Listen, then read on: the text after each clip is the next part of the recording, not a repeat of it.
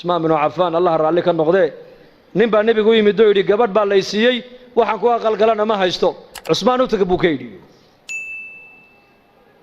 markaa buu yimid Usmaan bin Affan wuxuu arkay Usmaan oo khaadimkiisa ku haysta dubaaradan faynuuskan maxaad u baqtiin weyday markaasuu ninkiiba uu yaabo wuxuu yidhi ninka khaadimkiisa ku haysta faynuuska maxaad u damin weyday may kula tahay inuu adiga lacagtii aad gogol iyo dhar iyo weelal islaanta caawa aad caroosada aad ugu iibin lahayd inaad ka heli ilama abu yidhi iska kacay Usmaan baa ninkuu yareeray war kale xageed u socotaa wallaahi de waxaan u socday war kale ahayd war kale meesha ka socday buu yidhi markaas maxaad aragtay maxaad u socoto de nabiga ay ka soo diray buu yidhi sallallahu alayhi wasallam yidhi Usmaan u tago waxaad ku tiraahdaa waxa nabi maxamed ku amray wixii caawa aan arooska iyo reerkayga aan ku aqal gelin lahaa hadday gogol tahay hadday dhar tahay hadday biil tahay hadday weelal tahay Usmaan ka qaad buu nabigu ugu yidhi de maxaad u kacday buu igu sheeg weyday de waxaan arkayaa ninkaaga faynuus ku dagaalamaya wax bixinaya buu yidhi faynuus baad ku dagaalamaysaa ood ku haysataa khadimkaagiiya wuxuu yidhi dhegaysa buu ka yidhi faynuuska halkaa iska shidmaayey shaqo adduunye iyo shaqo aakhira midna laguma hayn laakiin tan adiga ku siinaayo waa tii halkii loogu talagalay ku baxday hoo qaada buu ka yidhi kiish lacag uu dhiibay israafka iska ilaalinayeen xoolahooga meeshay ilaahay ugu talagalay ku bixinayeen meesha ilaahay u diidayna xoolahooga way ka ilaalinayeen inagana aroos baa lagu leeyahay $30,000 bay ku bixiyeen aroos $30,000 bugbac fanaaniin baa loo yeedhay fanaaniin maxaa ka dambeeya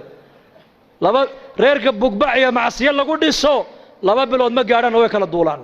ilaahay uu kala qaadaa markiiba laana marka hore macsiyo lagu dhisay diin iyo alla ka cabsi lagu ma dhisin israaf baa lagu dhisay baatil baa asaas looga dhigay muslimku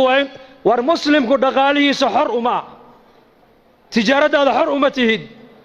waa inaad xataa cilmi albayc washiraa علم البيع والشراء علماء قالوا يويدي عمر بن الخطاب سوق مدينة انتو قالوا أورنجري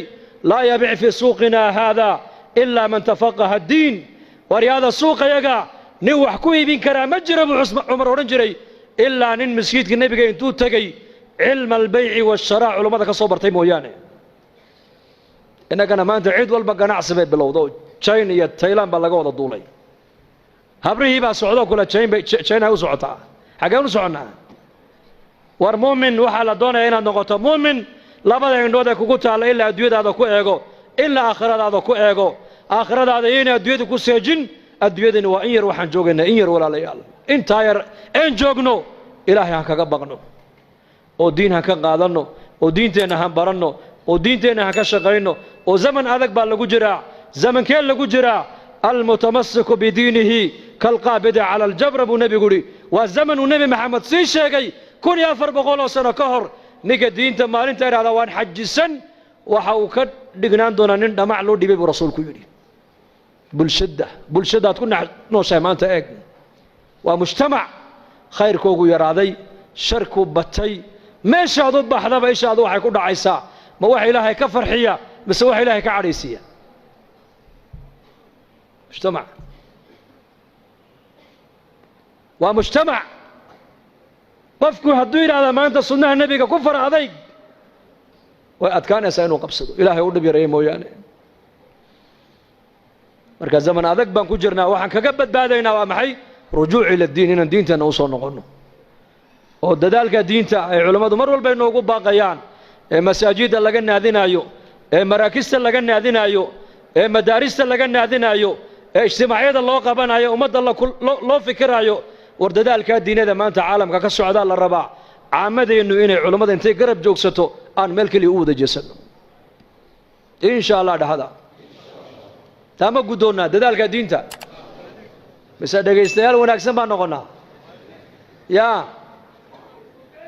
دقيستو ونكسن وحكو ونكسن دقيستو من الدين ويان لكن وحال الله إن النقطة أديك الله قربا إن الدين تقيبت الله كقادته وتكقادا كرتا صحابة رسولكو نول بس لاحية دي لهي وقليي ومدوكو أنفعي